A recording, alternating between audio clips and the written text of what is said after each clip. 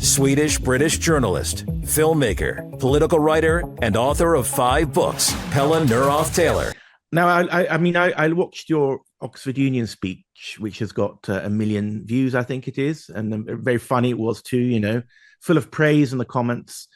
And there you say talked about taking on tyrants, Russia and China, and that they're the adversaries of the US. But I've been reading books about the Russiagate hoax, and I don't have much detailed information, but I've been listening to podcasts and things. But it seems that event to topple Trump has got European and maybe even British fingerprints on it, with that guy Christopher Steele being a former MI6 agent, and then there's no such thing as a former MI6 agent, they say sometimes in the intelligence world.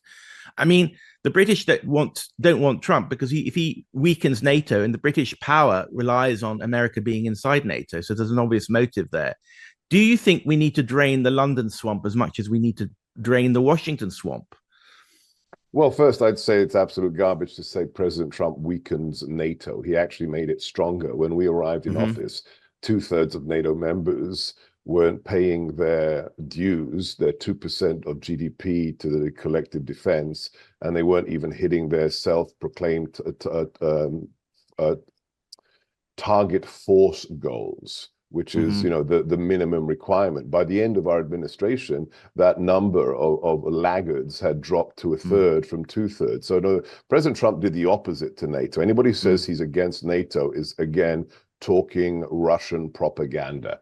Right. But with regards to your first point, absolutely. Look, John Brennan, Obama's director of the CIA, needed a way to get around the US Constitution's barrier on spying against US citizens without a warrant.